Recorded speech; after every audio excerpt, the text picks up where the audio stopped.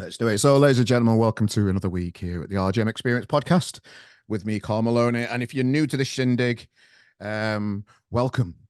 Very much welcome to you. This podcast is a safe place to discuss what the real world's like down at the grassroots music industry and beyond. And as always, ladies and gentlemen, we've got a brand new guest for us today, Tom Collins. Hi, mate. Hi, Carl. You okay? Yeah, sound thanks, pal. How are you? Not too bad. Not too bad at Not all. too bad, not too bad. No, brilliant, brilliant. So yeah, we've just been having a little chat and not just getting to know each other. That's nice. And it's always nice to speak to new people. I know you've got a lot going on, and I like to speak to people that have got a lot going on because it looks like you're grafting and you're doing everything you can to get your music out there, mate. Before we get into the music side of stuff, let's get to know you a little bit. So where do we find you today, pal?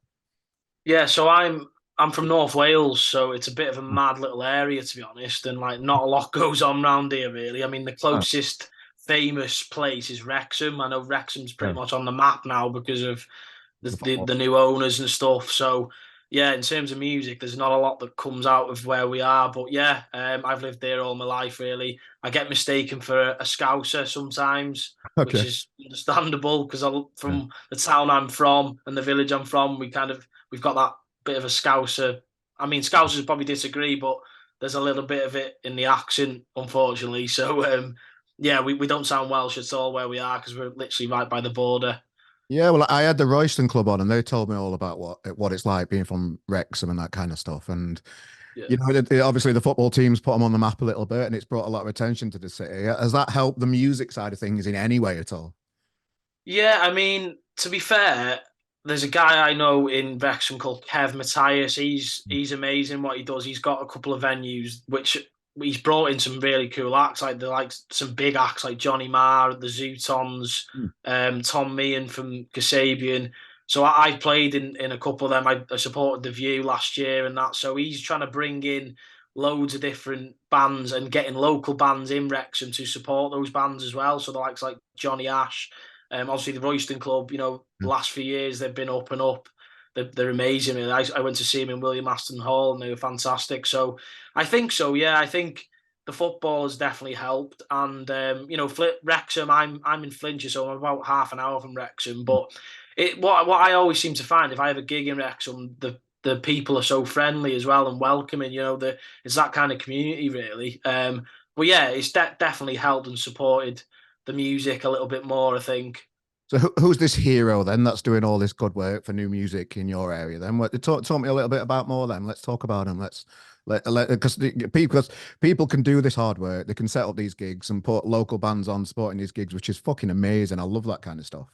But people don't celebrate that kind of stuff enough for me. So just talk us a little bit more about what was the guy's name again? You say? Yeah, Kev Matthias. So Kev, I met. Well, I used to play in his. He's got a little venue, a pub called the Parish, and it Mm, holds about 100 people. So I used to play in there quite a lot on a Saturday night. It's a very much like an indie bar, really. mm, And then he somehow got in contact with the Sherlocks, who are from mm. your way, I believe, Yeah, or yeah, nearabouts.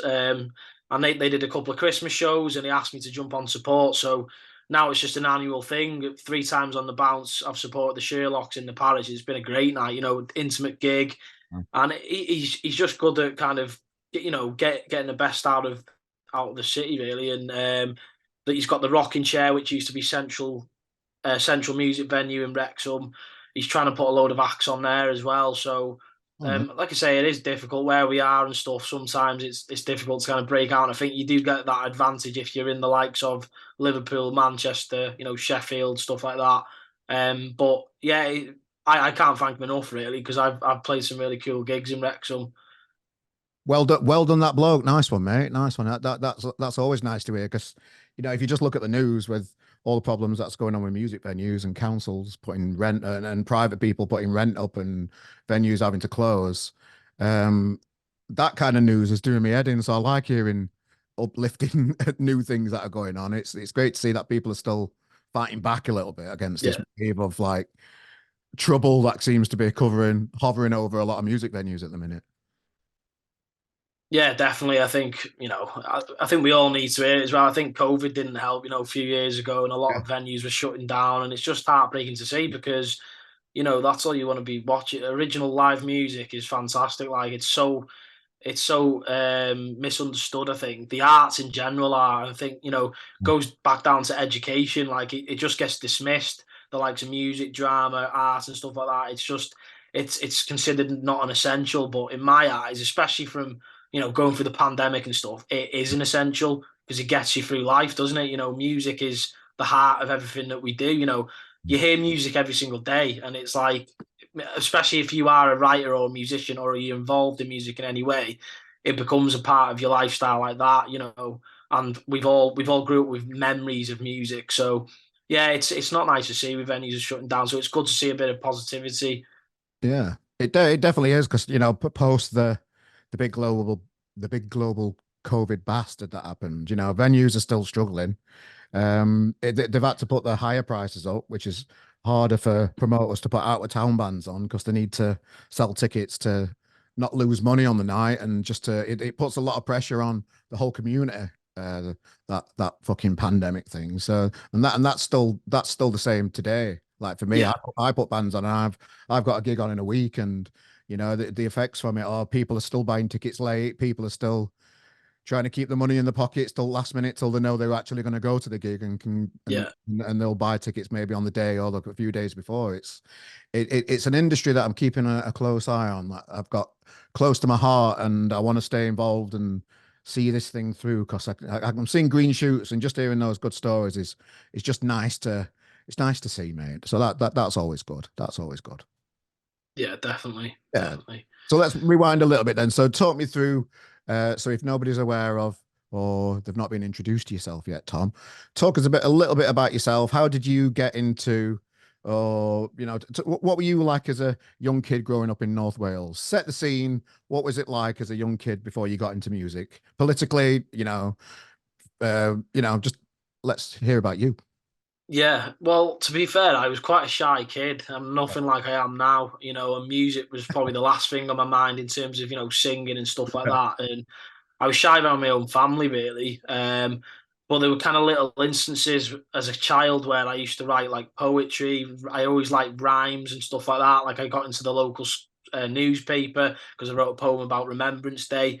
So that's always stuck with me. So the writing side, I've always enjoyed English in school, but thinking about singing made me feel sick. If you ever got asked to sing in a school play, it's like, no, I'm not doing that. Because it's a personal thing. I think people forget your voice is a very personal thing. So it never come to me really to like get up and sing songs and play music. And then I was about 17, finishing sixth form and stuff like that in school, and I watched my mate's band, and I used to love what they did. I think they were only doing covers at the time, and I remember watching them, just thinking, Joe, I wouldn't mind doing that. And then a year later, I picked up a guitar, a cheap guitar, and it was Christmas Day, I think. I got a Oh, guitar for Christmas, really cheap one. And then from then on, I just started to learn basic chords, basic songs. I started writing my own stuff, and it just stuck with me really. But I didn't take music in school. I didn't study it at GCSE or anything like that. So it came out of the blue really, and the singing thing, I don't know where that come from because I was taught myself as well. I've never like had a singing lesson or anything, but it just oozes out of me now. And then the last few years, I've just pushed on, released my own material, yeah. gigged relentlessly, really tried to. Um, and yeah, that's kind of it, really. I think it's always the narrative of like me being a shy kid. It was, it's something you'd never picture me doing as a child. But I'm grateful to have a very good upbringing by mum and dad. I've always been well looked after, so I can't thank them enough. And they've always pushed me in the right direction. They've always supported me, whatever I want to do, whether it is music or it's something else. So yeah, I'm very grateful for that. And I think, yeah, an interesting journey, I suppose. Yeah, yeah, definitely. So when did you like first find out you've got a little voice inside you then? Were it just singing in the shower, or were it just blasting the song out at karaoke or something? How did you know that you had something in there? I don't know, because like to be honest, my mum and dad, I never had much of an influence from them in terms of music because it was just kind of like what was ever in the CD cupboard, and it was a lot of like generic, like cheesy pop stuff, your boy bands and stuff like that, Robbie Williams or whatever. So Oh, that's all I ever used to listen to, and then sometimes it does reflect in some of my songs. I always focus on like a really big chorus and a melodic chorus, so that's always stuck with me. But terms of singing, I remember my mum used to say like, "Oh, you should go and get singing lessons," and I was just like, "No way am I doing that." But it just come out of the blue, really. I think the words were always there first. The lyric, I used to write, like I said before, I used to write poems and rhymes. I was interested in that kind of thing. So I guess it just come by nature, really. Once I picked up guitar, it was like, well, there's no going back now. Do you know what I mean? Um, but yeah, and it's just something I've always progressed on. I went to uni and studied music, and then that definitely spiraled off a little bit more confidence in me because I was quite, again, low on confidence with it as well because there was a lot of people that were at different stages to me. So doing that definitely brought the best out of me in terms of my writing and my music. Yeah, but there's definitely a moment in time when it must be for a singer. I only ever did like backing vocals. I used to plug stuff in my band, and I just used to grunt and it used to sound all right, I suppose. But not everybody can sing. You could pick up your guitar and realize you've got a right shit voice. Yeah. You never know, do you? You never know until No. it's probably doing you and you have a go at it and Yeah. find out what's in there. So like what made you first like sing? Was it just noodling away on a guitar, or I'm just I thinking, really can't. I honestly can't remember. like, I mean, karaoke used to be like, it used to be my worst nightmare.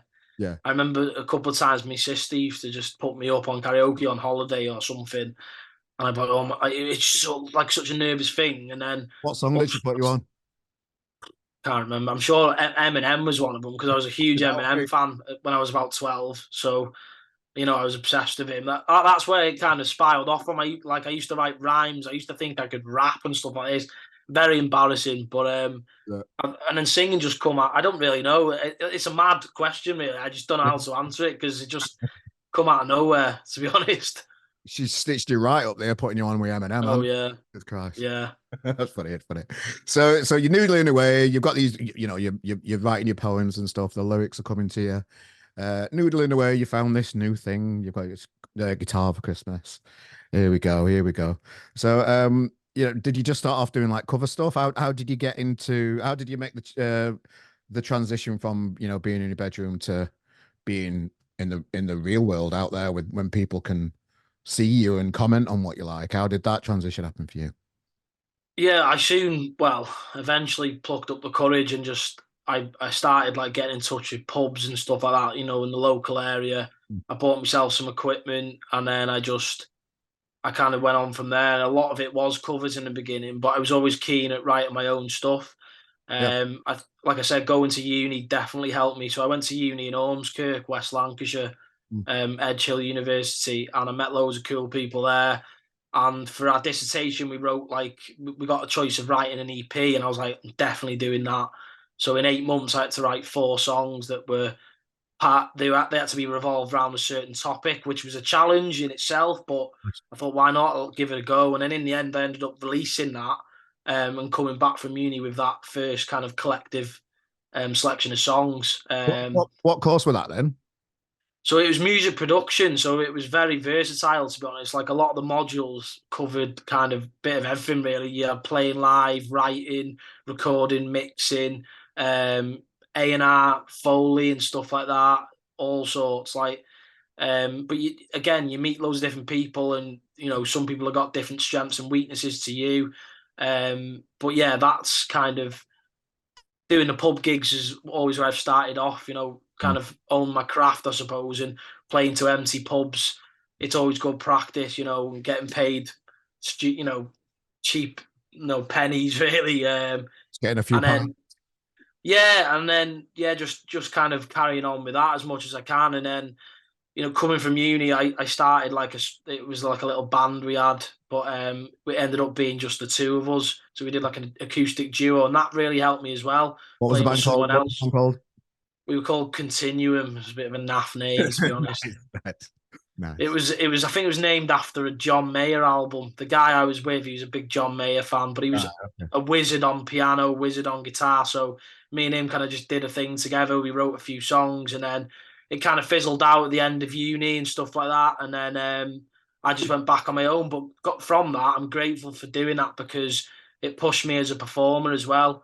It allowed me to become more of a presence on stage and stuff like that. With speaking to the audience and just generally playing as well. Yeah, did the university give you a topic, or did you pick the topic for your EP? I actually picked it, but when I picked it, I spoke with my tutor who kind of directed me in a certain way, and it was about Greek mythology. It is, and if you do listen back to it, the EP is called Telling Tales. It's about 5 years old now, but it kind of revolves around Greek myths. So the four songs are like modern versions of Greek myths, and they've all got a certain theme. So there's like little references in there, but they kind of wrote from my perspective and my experiences in kind of relationships and stuff like that. Okay. Because obviously we all know in Greek myths it's kind of love and death and stuff like that. It's a bit dramatic, I'll if you take your word. say. I'll take But your word for it, mate. I'll take your word for it on that one. yeah, so those four songs, I worked with my mate down the road, Cal Roberts, who's been an absolute magician to me from day one. And then we put him out basically, and that was what I took from uni, and massively grateful for that because it gave me loads of confidence as well.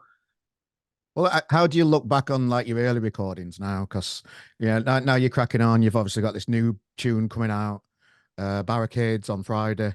How do you look back on the old material? Do you have you started deleting old stuff? Are you still proud of it? How do you feel about your back catalogue for when you first started? Because I know people have a mixed relationship with earlier stuff sometimes, don't they? They don't really want it out there anymore because they feel like they've progressed a little bit and that kind of stuff. How do you feel about the earlier stuff? Do you know what? I'm proud of every release I've put out Yeah. because at the end of the day, that first EP is the foundation of where I started. And although I, listen back and okay, the production might not be as good, or my voice, you can tell on some of them my voice isn't quite there, but that's exactly where I started. So I'll always be proud of that. I don't play them as much live anymore, but that's Yeah. because my collection of songs is just getting bigger, and I'm not being able to fit them in as much. So. But no, I'm proud of every single one of them. To be fair, and each one tells a little story, doesn't it? And that story you'll have forever. No one can ever take, however far I make it in my musical journey, no one can take those songs away from me. They'll always be out there for the world to listen. So hugely proud of them. Well, I know just from looking at your biography and just seeing you online and stuff, you've been playing the bigger stages with like the View and the Sherlocks you mentioned earlier. Um, just before you got to this stage, what was the graft like for you in North Wales? So, you've got your EP out, you've left university. How did was it all solo stuff you were doing then, or did you have a band behind you, or how did you get a name for yourself out there to be considered for these bigger gigs? How did that progression happen for you? I suppose, like I said before, the guy Kev, he just I just tried my best with my gigs, and I've always been solo, to be honest, acoustic, which doesn't reflect in my music, unfortunately. But Hmm. a lot of my songs I put out a full band, and that's kind of my plan this year to try and scramble a band together. But again, it's hard. I work a full time job as well, so it's like balancing everything, my social life and everything. So this year and the last year, I was proud of what I've achieved because I supported some acts like Andrew Cushing, The Oh, nice. View, obviously, stuff like that. So I think for what I've done for in the time I've done it, it's not too bad. And sometimes I'm a bit hard on myself because I compare myself to other people, and social media is a toxic thing, really. But unfortunately, all those musicians and bands and artists have to use social media to get ourselves out there. It's the key element to our successes, I suppose. But yeah, it's one of them really. I think people have just kind of I've been relentless in my gigs, and people have kind of just took a liking to what I do. Like I said, the bigger gigs have just come about from word of mouth and kind of knowing those people as well. Like the View one, for example. I've been on a couple of songwriting camps in Spain, which have been hosted by Kyle Faulkner from The View. So from going on them, I've kind of got to know him on a personal level. He actually co-wrote one of my songs, Leaders, which came out last year. So there was that connection there, and I obviously got his number from the camp and stuff, and then he was happy to kind of put me in touch with his agent. We got on the View bill in November, so that was great, and it all tied in nicely. Obviously with the documentary as well, which obviously we're going to mention very Yeah, soon. But definitely. Yeah. Yeah, that all sounds great, and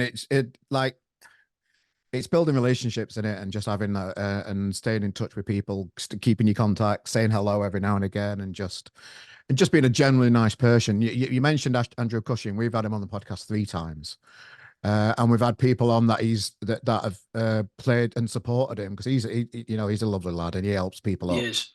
Have you got anything bad to say about Andrew Cushion? Not at all. Like I I did it. supported him back Great, in isn't it? May, I think it was, and he was a great lad. He even gave me a T-shirt for nothing. I wanted to Yeah. buy a T-shirt off him to give Yeah. him a bit of support, and he said, "No, no, it's sound." He was dead appreciative of me supporting him. I said, "Mate, thank you." Do you know what I mean? Like, you're doing really well and stuff. And no, he was a really cool guy, to be fair. Yeah, I met him once down in Manchester. I went to see him live, and I was chatting to his mum. His mum ran the t-shirt thing, and I didn't have. I don't carry cash around with me, and my card didn't work or something. And his mum just gave me one, and you remember things like that, don't you? Just, Yeah, so I'll when I get back, I'll PayPal you. I'll do whatever. Just money didn't happen once, and they're just so nice, and you're just like, you know, I've got so much time for that kid. I'm just trying to find somebody that's got at least one little bad thing about him, but I don't think it's going to happen because I think he's fucking ace, that lad. no, he's really good. Yeah, sound lad. Yeah, yeah, he is. Yeah. So North Wales, then. So cracking on with gigs and that kind of stuff. You mentioned social media there. What part of it exactly do you think is toxic? I think it's just the way we compare ourselves, and it might. I mean, I don't think it is just me, but we see all these perfect lives that people are displaying, and really, they're not that perfect. There's a lot of Yeah, it's very plastic in my opinion, and it's become more and more so because there's so many more platforms nowadays. And when I was when I was a kid, really, there was only just about Twitter, I suppose. I don't even think Twitter was about, and now it's called X, isn't it? So it's like, Instagram. I do like to use Instagram the most as a musician. I find it the most appealing in terms of it's just easy as well to use. But you got the likes of TikTok and that, and you do have to be present on all these platforms because that's how you get your name about. Like you said before, networking, talking to people, pestering the hell out of people, basically. yeah, It is a massive advantage, but at the same time, it can get you down. And I think it's sometimes healthy to take a break off it. I've not quite had that break off it yet because I feel like if I do, I'll struggle to get back on it. And I think there's a rhythm, like you say, there's an algorithm, isn't there, yeah. of getting your name about and your music about. So yeah, it's a There tough is, one, really. there It's is, a but grey area. I think it's really difficult to chase an algorithm because nobody really knows what that is. No, So it must be around consistency and chatting to people online must trigger things to help your engagement. It's got that's kind of like the basics of it, I think, in it. Uh, something like that. Yeah, I'm yeah, no tech wizard, like. I just hear a lot of people talk about the algorithm, but nobody really knows what it is. So I'm trying to have that conversation really. What is it, and why are we chasing it so much? And is it really a thing, for artists? And yeah, I'd put RGM at the same level as a band that's just starting off. We're trying to find new people that engage with what we do as a magazine and the content that we bring out. I just class that as the same as a new band trying to get out there and make fans and that kind of stuff. Uh, Yeah, and I feel on the rat race of social media all the time because we've got to bring three, four, five different reviews out every day, which is a lot. Um, and you do compare yourself to other people, but in a little bit about time that we should just realize that it is all a bit fake and everybody should just chill out a little bit and just have a bit more fun with it. I see a lot of people really being really serious about the social media. We're like, and I'm banging on it. I'm going to bang on about it again. It's too many bands announcing stuff going on at 6 o'clock tomorrow. It's just all a bit boring and a bit serious. There should be more people just having fun with it, I think, and just realizing that it isn't real life. It's just it's a plastic persona that you're putting out there to other people that you think people are going to like. But I think deep down, people like the nitty gritty of it and want to know the trials and tribulations of what the real world is. I think people and engage with that more, and that's why kind of why I do this podcast really, because you know I like to live in the real world, and I get it. Instagram in particular, everybody's pretty, everybody's got a ring light, like, yeah, and they all think they're fucking brilliant. But it's I forgot my point, but I know there's some kind of point in there. Did you get yeah. anything from what I just said, or did I just babble too much? No, definitely. I think, like I said, I sometimes think numbers are just okay. Yeah, Significant numbers are they mean something, but it's like really do they? Do you know what I mean? And I think, yeah, like you said, I've always said to myself, if I'm not enjoying it anymore, that's the day I'm stopping because you've got to have fun with it. And I think showing your personal side a little bit more rather than being so serious and black and white. Like Yeah.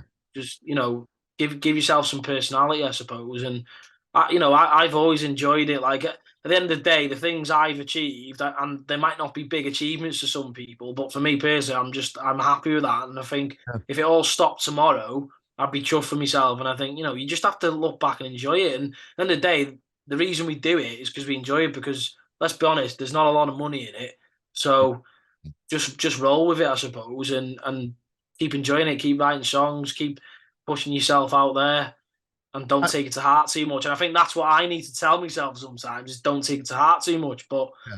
yeah, just enjoy it. Yeah, but just one last thing on Andrew Cushion. He's a really good example of somebody having fun on the socials. He'll put a daft question out there and answer like 100 fan replies and that kind of stuff. And that's the first when I first started to see him on his socials when he were just coming up. That I wanted to talk to him. There's a band called Fat Dads. I'm wearing the t-shirt. They're fun online. I had them on the podcast and just people like that are just Yeah, having a bit of a laugh. And it shouts out to me so much and it draws my attention into people that do that in general because of how boring a lot of people are on there at the minute. They see somebody else do something and think, oh, I'll do that. Like yeah, perfect example is I've got an announcement at 6 o'clock tomorrow. you've got yeah, you've got a single coming out, or that's probably it. So it's yeah, obvious what you're going to say because you're a relatively new band. You're not going to have a big fucking world tour or all like that. It's got to be obvious. yeah, Let's try and spice it up a bit and have a bit of fun and just announce yeah, yeah, it away instead of announcing announcements. That's yeah, yeah. a bit of a bugbear of mine. No, I know what you mean. Well, Yeah, definitely. right. So North Wales then. So right then. So you're starting to share the stages. You've got this new contact. Um, so North Wales in general then. So talk us through what the landscape's like in North Wales today then for you as an artist. Yeah, I mean, there's a positive thing come out of it, definitely. Like Mm. I mentioned to you off camera before, the BBC, Yeah. which has been a huge. I still can't believe it's happened, to be honest. And Yeah, talk us that through come that. about. Let's talk. Tell the people what is it? How did it come about, and how did you get involved? So yeah, I mentioned a guy before, Callum Roberts. He's a massive part of it. Him and my mate from school, Luke Davis. He's kind of like he's worked a lot in film and stuff like that. So from university and stuff, and they kind of got in touch with the BBC, pitched this documentary about North Wales and the music scene and how struggle to break out and stuff like that. And then they've pitched a story around them, and then they've come and accepted it, and they come around in November to film, and they wanted me to feature in it, which was fantastic. And it's going to be airing next month. I don't know when exactly, but it's next month in March, and it's going to be called Forever Running Backwards. So it'll feature a lot of myself and Callum, who to me he's been like the Obi-Wan to my Luke Skywalker kind of thing. If you're a Star Wars fan, Yeah, um, I'm aware of these people.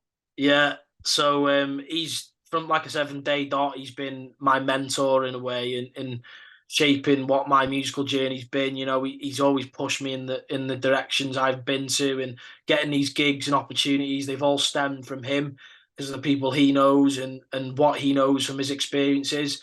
He's produced a lot of my music, so it does. The story does revolve around him and a lot of what he's suffered with over the last few years of like mental health and stuff like that, and his general musical journey. So it should be really interesting. It's only a 15-minute documentary, but Mm. I'm looking forward to seeing it come to life on screen, really. And it's on BBC Wales, it is. So I'm not sure if you guys will be able to visit it, but it will be on iPlayer as well when it's out. I don't know the exact date, but it's all exciting, and it's something to kind of scope North Wales in a different way. Mm. Like I said, where I'm from, there isn't a lot going on other than you got the likes of the Royston Club from Wrexham who are smashing it.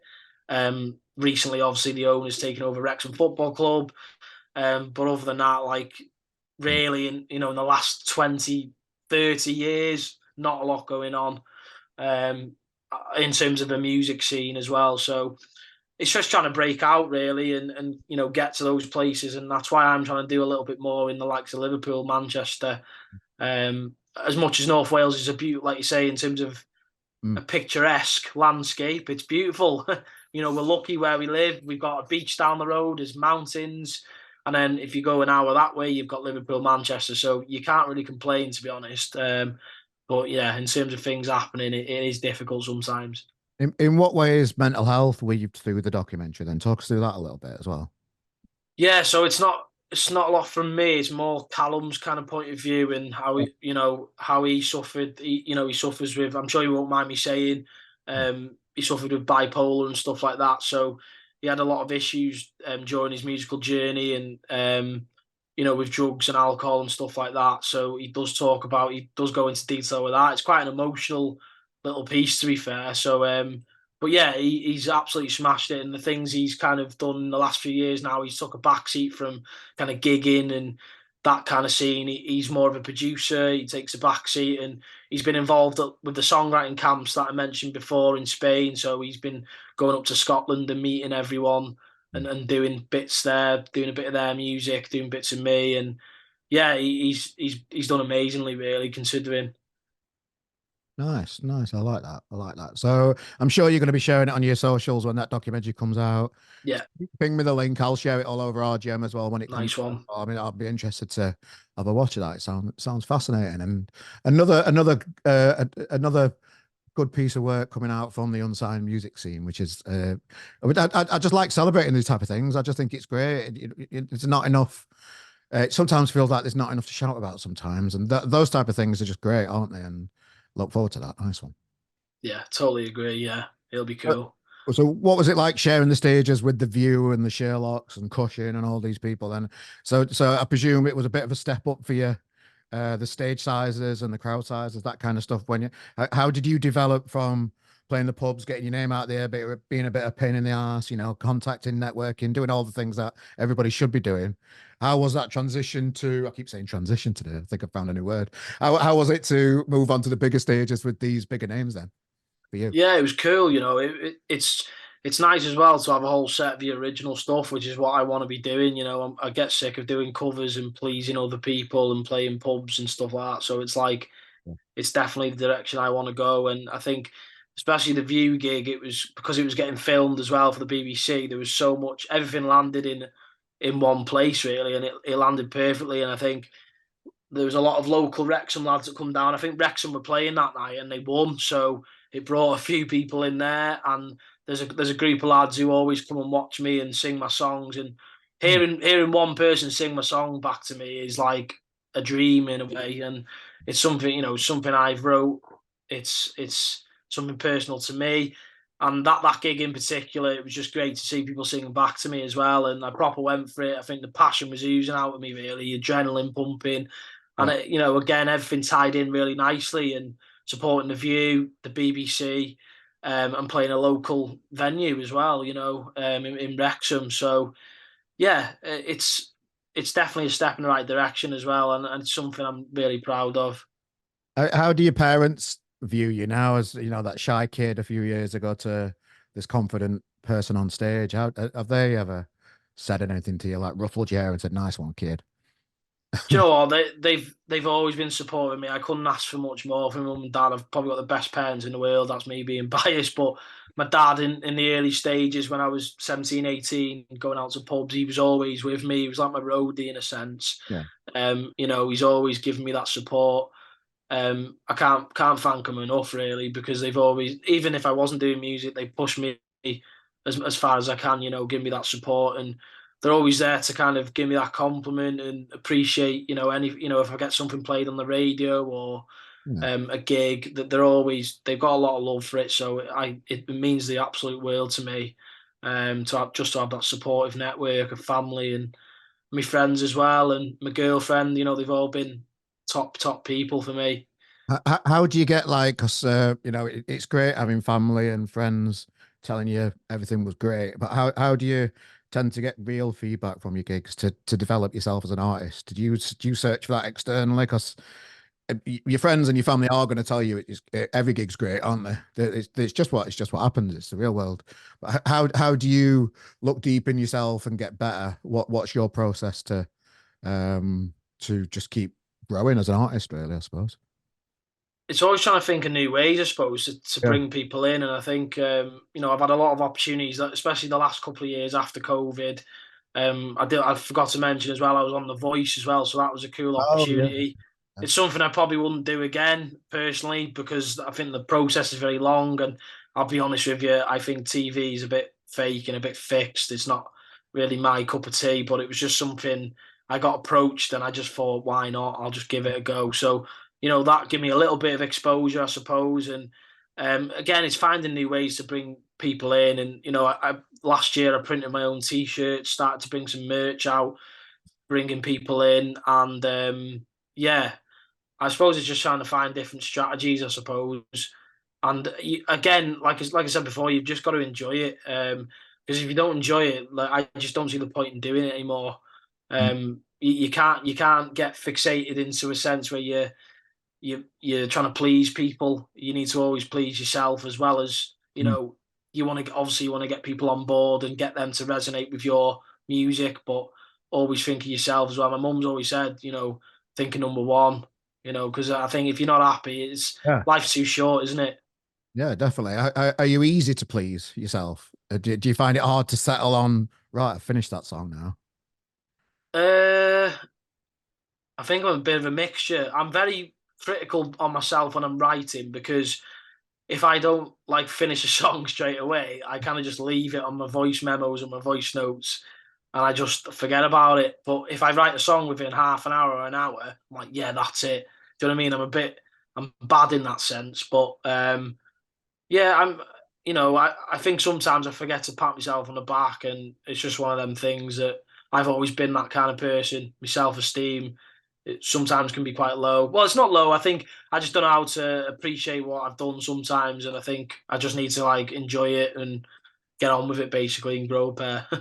Yeah, no, I think you're right. You can beat yourself up about this kind of stuff too much, can't you? But a lot of people I speak to, their best songs tend to be the ones that just fall out of you.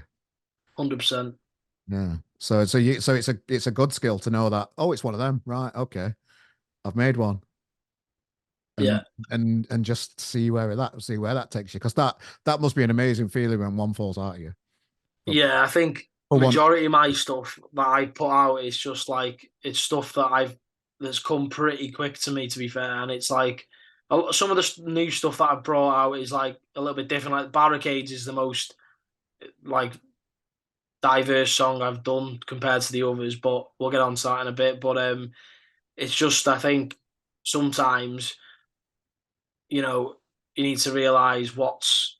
I've lost my point now, to be honest. I Oh, you feel were like saying I'm rambling. we might as well move on to Barricades. You say it's more Yeah. diverse. In what way is it more diverse than your other stuff? It's into like structurally, it's completely different to the others. Ah, It's like verse after verse. I quite like to compare. I mean, I won't compare it to Sam Fender because Sam Fender's my idol. Like he's massive, but in terms of structure, it reminds me of his kind of song. It's like verse after verse, and then there's a massive breakdown, which is something I was a little bit apprehensive about when releasing it, and even putting it forward to you guys. Like I wasn't sure if people were going to like it because it is different. But fortunately, I managed to get my first play on BBC Radio Wales last weekend, so I've never been played on BBC Radio Wales, which is crazy. Like I've been played on Merseyside, but not Wales. So he seemed to like it, Adam Walton, which I didn't expect because again, it's just a different song, and it's not a song that really grabs you from the off. To be honest, like my other stuff is a little bit more punchy and a little bit more like, oh, I like that. Do you know what I mean? So it does take a while for it. It's a bit of a slow burner, I think, but I don't know. People might like it, people might not, and I think that's one of them things you have to take a risk with sometimes. I think if you're doing the same stuff all the time, it's good to experiment and go down a different path.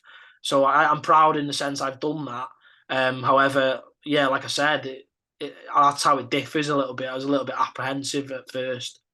yeah, well, we had a little chat before we started recording today, and it's always a little bit of a strange time because we're obviously covering your single on RGM, and I sent you it's coming out on release day on Friday. But I'd sent you the reviewers' comments on it, and it's always a bit of a weird time for me because I don't write the reviews, but I interview the people.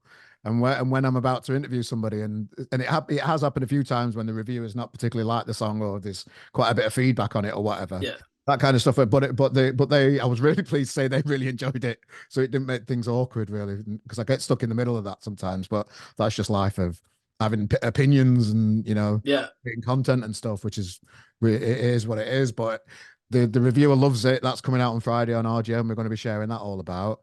Did Barricades fall out of you then? Was it one of them?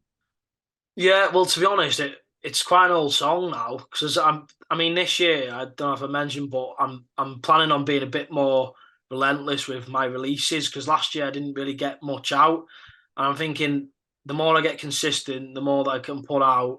Hopefully, I can grow a bit of a bigger following in that sense, Yeah. streams and stuff like that. So there will be a couple of old songs that I've written over the last few years that will be coming out, and obviously a bit of new material as well. So this one I wrote back in 2020 during the lockdown, and it did kind of fall out with me.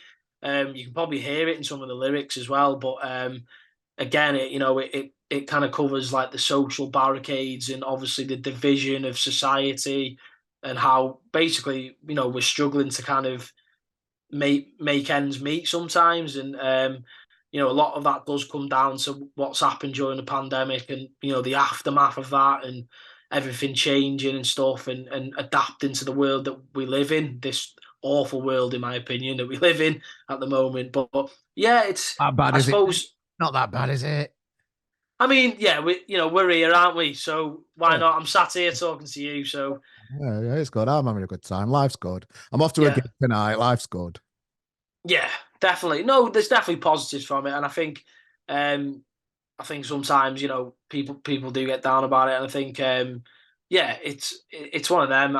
It's material that I'm writing, and it's more of a mature response. I think from like some of the stuff I used to write is all about kind of bad relationships and girls and stuff, and I've kind of shied away from that because I'm actually quite happy and content now in my relationship. So I'm starting writing about things that bother me in the world a little bit.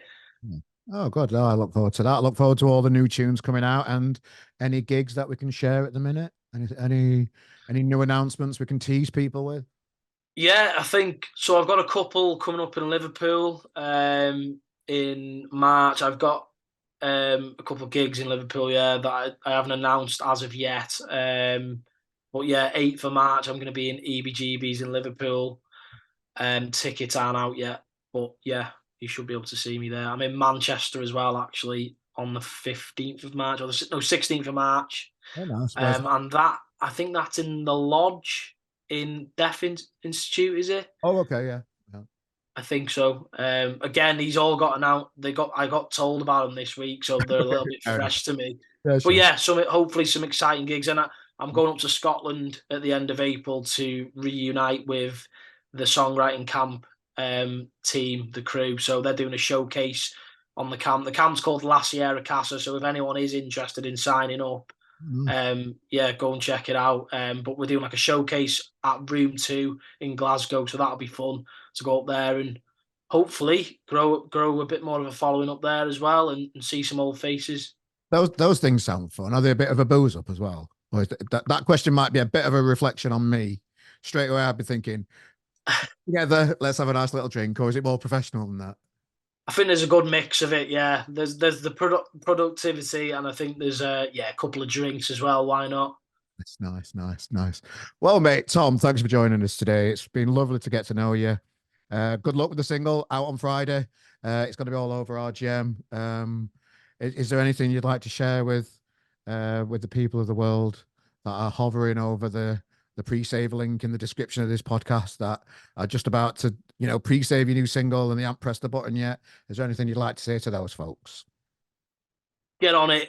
Follow us at TL Collins Music. Pre-save Barricades. I'm sure you'll love it. And yeah, follow my journey. Hopefully, you can support us. Keep going. Nice one. Nice one, folks. And thanks to everybody for joining us right up to the end of this podcast. It's always nice to have a little chat with new artists that are on the rise. Tom, mate, thanks for joining us. We'll see you soon. Pleasure. And yeah, all the best, mate. Thank you. Nice one, Carl. Cheers.